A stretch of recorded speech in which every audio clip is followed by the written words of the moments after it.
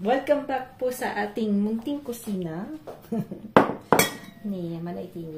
Ayan. So today po mag-ano po tayo, adobong aubergine. Adobo, it's typical food in Philippines na po. So we call adobong baboy, adobong manok. That's adobo. It's either pork, it's either chicken. Sometimes they do like adobong pusit, that's calamar. So today we'll do vegetable. So we just need aubergine, that's from the garden. Ano ba tawag nito? Talong. English is eggplant. Tapos we need onions, garlic. We need some ground pork or any ground na pwede nyo pong, you can put anything that maybe chicken too. So today I have ground pork. So we just have to cut the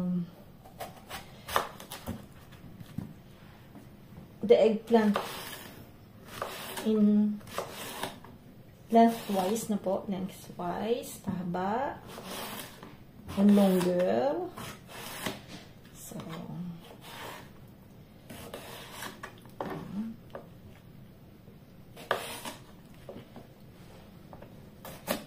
So it's a young eggplant, so I don't take off the skin na po. So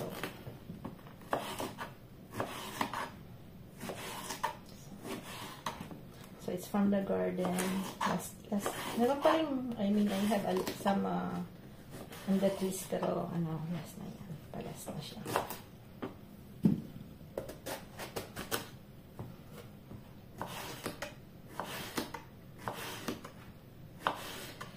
So, us, we love eggplant. We love eggplant, so we do that up. Take aside this one. So, cut. So, we want to plant. Cut like this because we're going to plant that.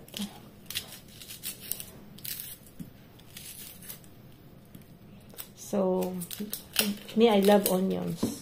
So, France, onions are cheap, so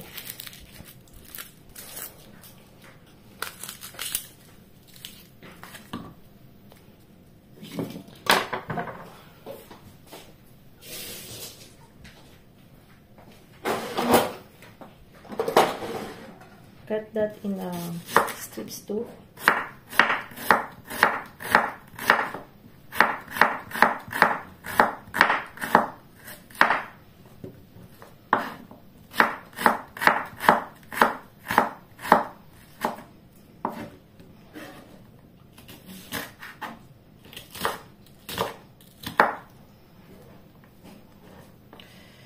Put some garlic.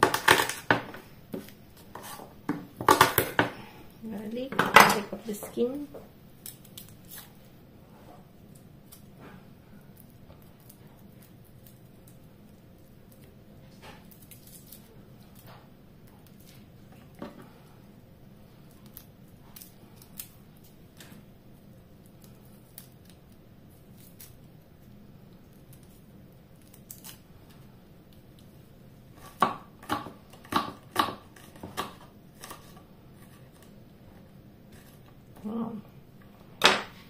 So, up. So, we need olive oil, we need soy sauce. Yan po yung mga needed natin. We need olive oil. So, any kind of oil.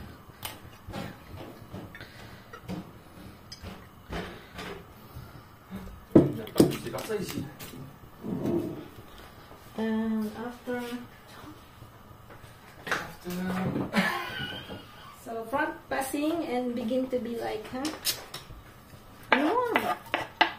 it's garlic.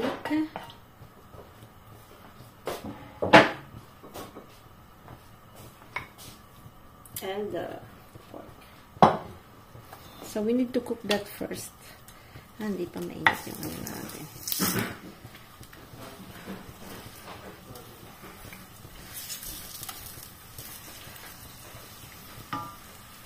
Then we're going to put the onions.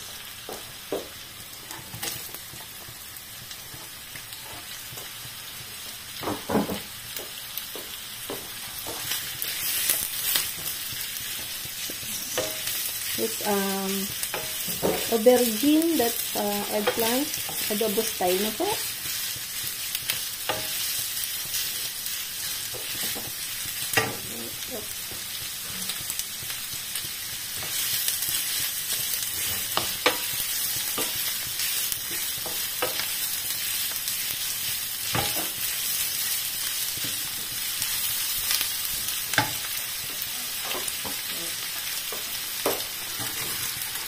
Mag-shrink pa po siya.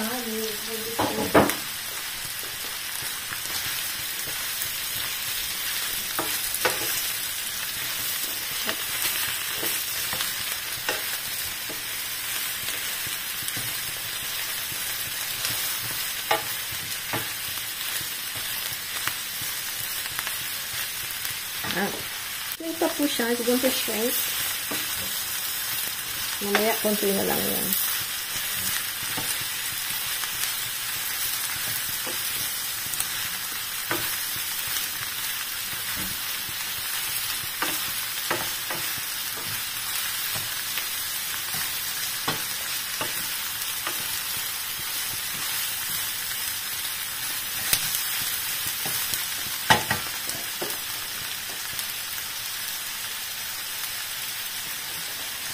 Ayan.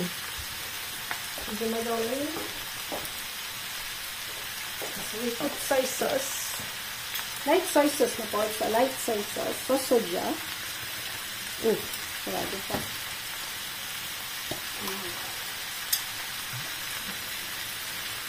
And then, after we put the thicker one. So, I have light and dark soy sauce.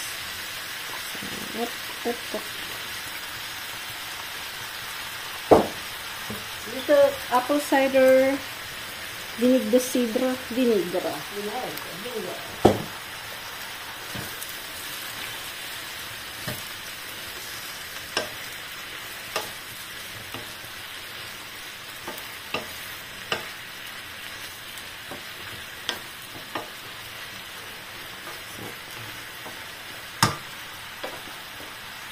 Nag-reveal na po yung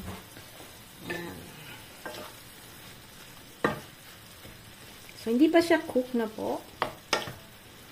Hindi pa siya cook.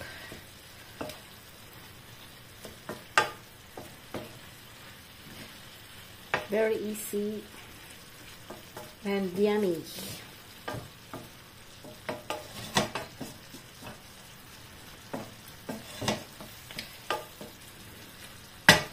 Ayan, konti pa. Ayan. Karata ng ilaw. Dahil madilim. Ayan. Sarap na siya.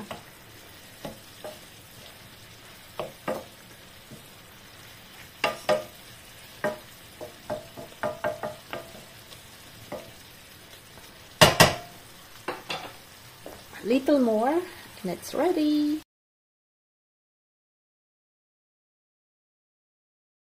Lagay po tayo ng bell pepper. So, mix natin yan.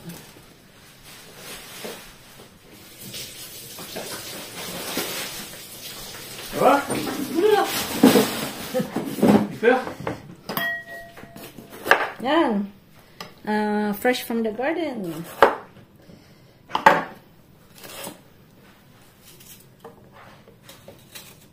Bango po.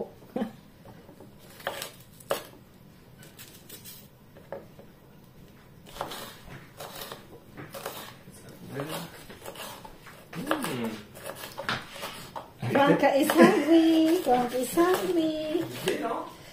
is hungry. So, lalagyan natin ito. Wow, manghang to.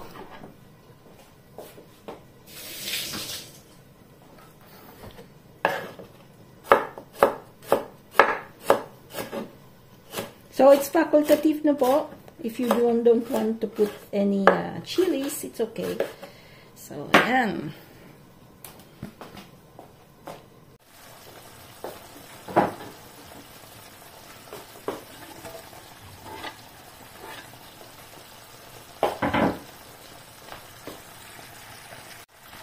Lagyan natin ng chili.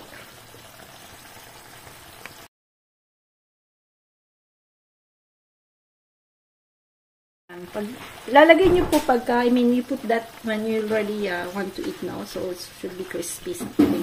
I like when it's not really overcooked.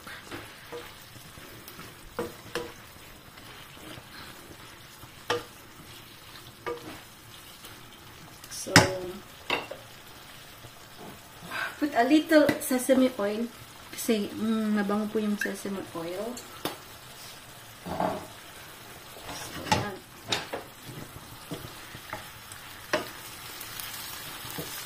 Bon appétit! Bon appétit!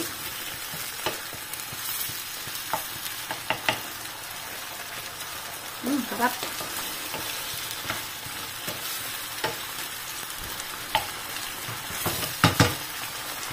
Sarap!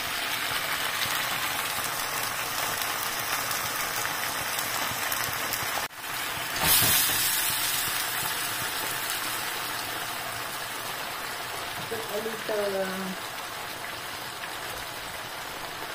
pepper.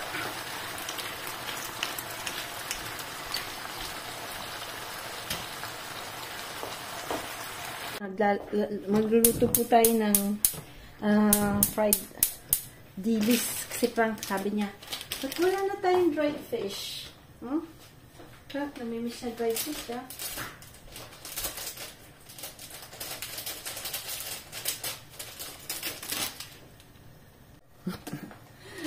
So ito baho to, parang inamad ng konti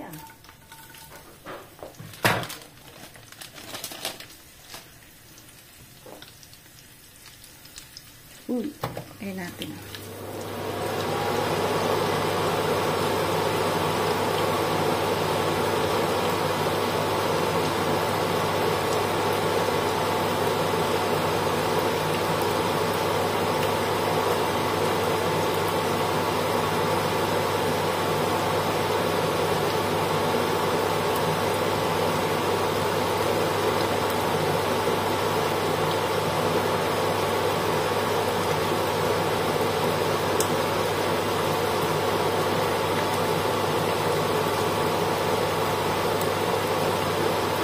lagyan natin ng dilis na maliit.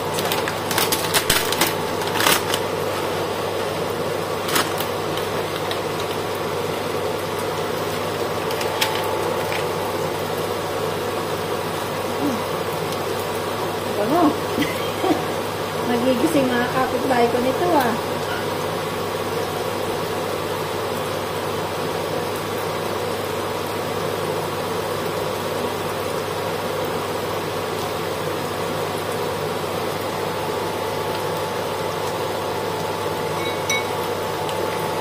Lagyan natin ng basilik na po.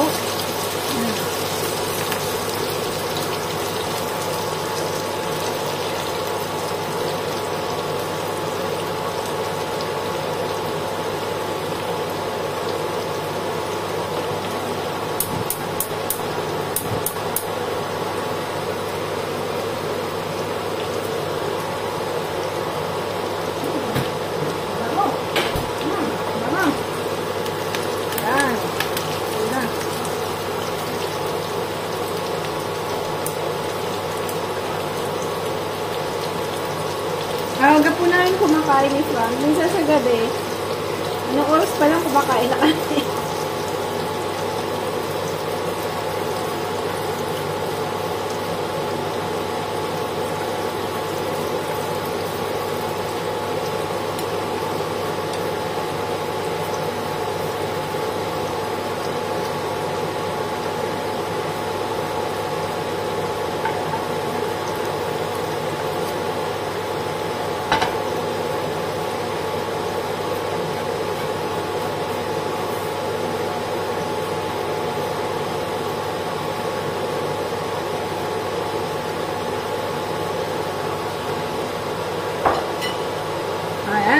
Sausawan. Sausawan, that's nyam. Fish de poisson. In Asia, we love fish. fish sauce, Nuoc Nam. So like in Thailand, in Vietnam. So we always have this in our table na po, especially pag may barbecue or sinigang or something.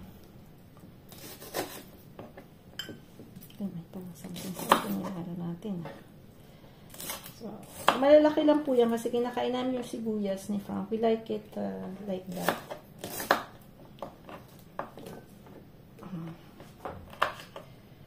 Lagyan natin ang sili. So, this one, I don't know, it's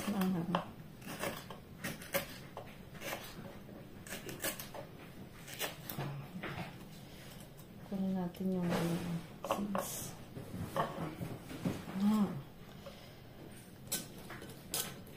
Yan na, ready na. Yan, so seeds na to. Ano natin yan, tatamin natin yan. Iniipon ko po yung mga seeds. So, I'm going to plant that. Piti po. Yan ang ulam namin ni Frank. Yan. Gutom na naman itong... tu vois, you cheat. Bon appétit. Ayan, bon appétit.